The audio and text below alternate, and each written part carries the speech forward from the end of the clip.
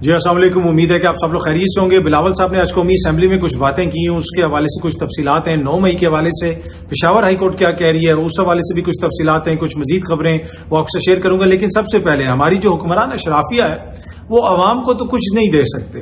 جو بجلی کے بل ہیں، جو دیگر مسائل ہیں، مہنگائی ہے، افراط زر ہے، یہ سب کچھ ہمارے سامنے ہے۔ یہ بالکل عوام کو ڈلیور کرنے میں ناکام ہوئے ہیں، کچھ بھی نہیں دے سکتے۔ لیکن چلیں وہاں پہ ہم ان کو کوئی بینیفٹ آف ڈاؤٹ دے دیتے ہیں، کہہ دیتے ہیں کہ جناب ملک کے حالات درست نہیں ہے، معیشت کا یہ مسئلہ ہے، فلانے کی غلطی ہے یا اس کی غلطی ہے۔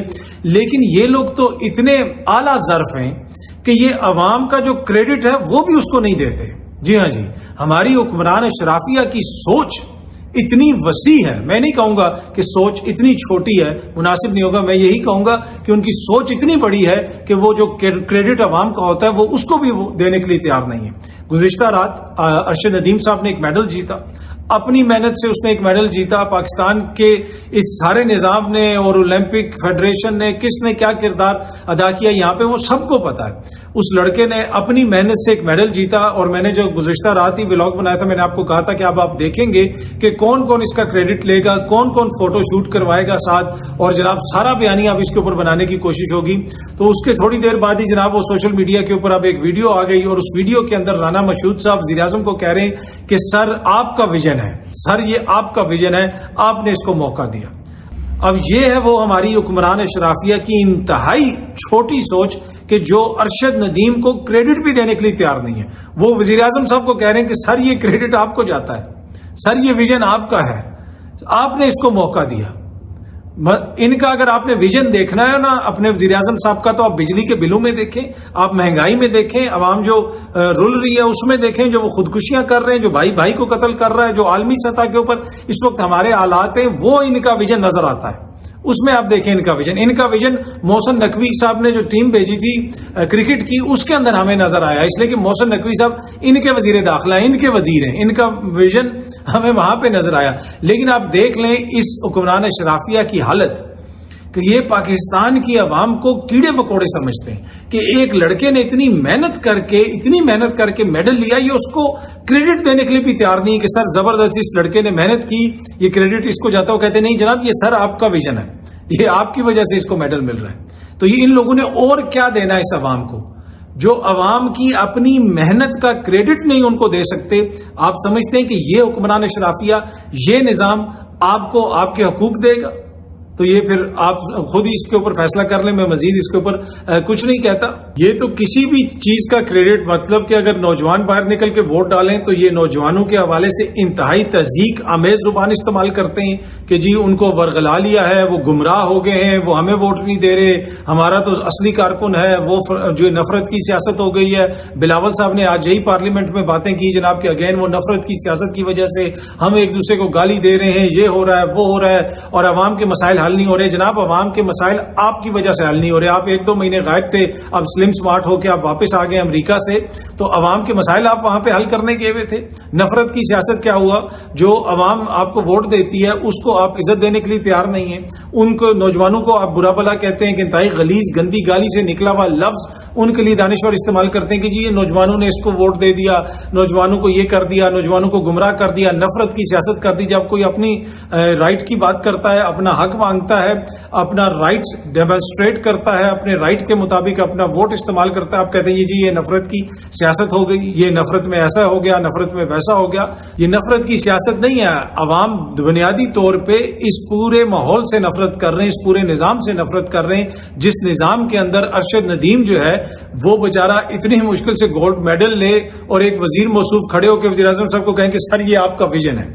ویسے وہ رانا مشہود صاحب نے یہ فرمایا، لیکن اگر وزیر اعظم صاحب کو موقع ملتا، وہ ویڈیو اتنی لمبی نہیں ہے، چند سیکنڈ میں بند ہو گئی ہے، تو وزیر اعظم صاحب نے آگے سے کہنا تھا نہیں جناب یہ کریڈٹ میرا نہیں، یہ کریڈٹ تو ان کا ہے، مطلب کسی اور کو دے دینا تھا انہوں نے۔ میرا مطلب ہے بڑے میاں صاحب کو دے دینا تھا، نواز شریف صاحب کو، انہوں نے کہنا تھا یہ بھی کریڈٹ ان کا ہے۔ تو یہ حالت ہے، اور یہ کہتے ہیں کہ جناب یہاں پہ نفرت کی سیاست ہو رہی ہے، یہاں پہ یہ ہو رہا ہے۔ نہیں، عوام کوئی نفرت کی سیاست نہیں کر رہے، عوام صرف یہ کہہ رہے ہیں کہ بھائی جو ہمارے مسائل ہیں آپ ان کو حل کریں اور ان کے اوپر بات کریں اور ہمارے شعور کی توہین نہ کریں۔ یہ خبر آپ سامنے دیکھ سکتے ہیں کہ جی Bilawal warns of upcoming constitutional crisis after SC ruling on reserve seats. جب یہ سیٹیں ان لوگوں نے آپس میں بانٹ لی تھی تب کوئی کانسٹیٹیوشنل کرائسس نہیں تھا. اب یہ کہہ رہے ہیں کہ جی کانسٹیٹیوشنل کرائسس آ گیا کیونکہ سپریم کورٹ آف پاکستان کا فیصلہ آیا.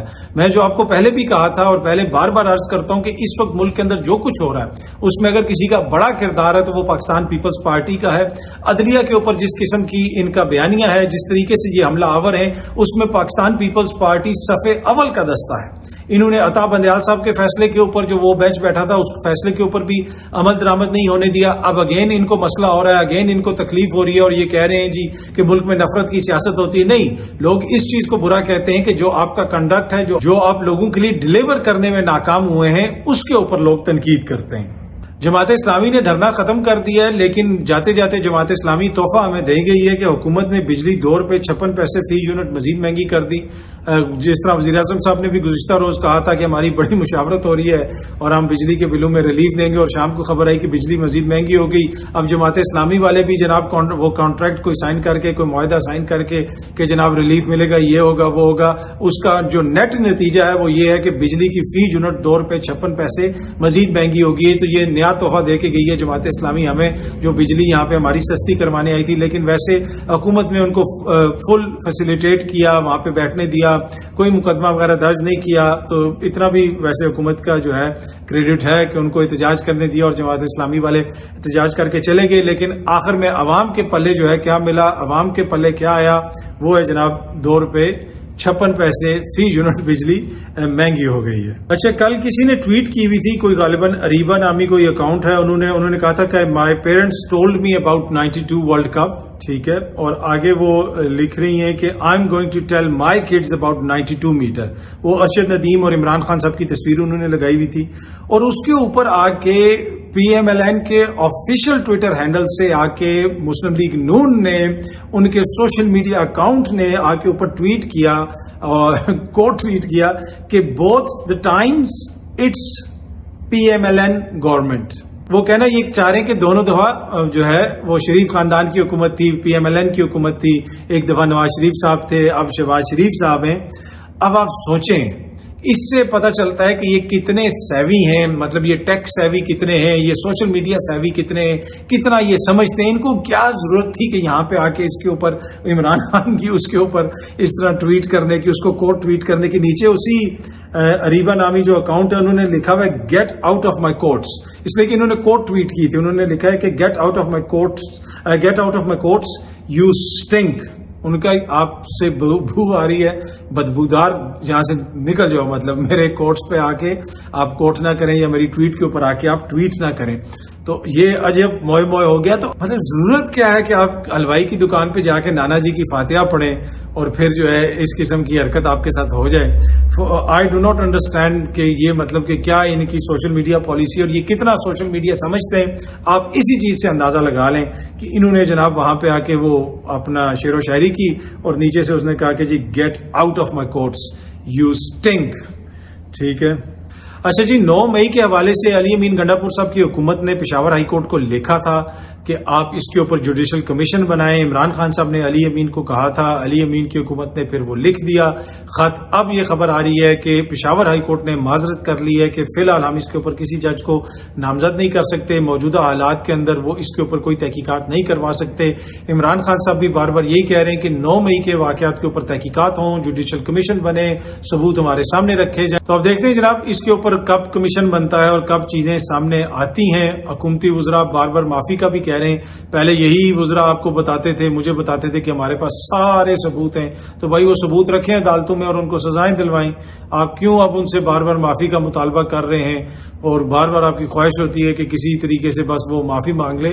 تو پھر یہ بھی کہتے ہیں کہ جی کوئی ڈیل نہیں آفر کر رہے. اس سے زیادہ اور کیا ڈیل آفر ہوگی اگر آپ روز یہ کہیں گے بیٹھ کے ٹی وی پہ کہ جی ان کو معافی مانگنی پڑے گی, وہ معافی مانگے, تو یہ ڈیل ہی ہے نا, اور کیا ہے اس سے زیادہ اور کیا ڈیل ہوتی ہے. پر اینی وے اب تک یہ تھوڑی سی ڈیٹیلز تھیں. بہت جلدی آپ سب دوستوں سے دوبارہ ملاقات ہوگی. Thank you very much.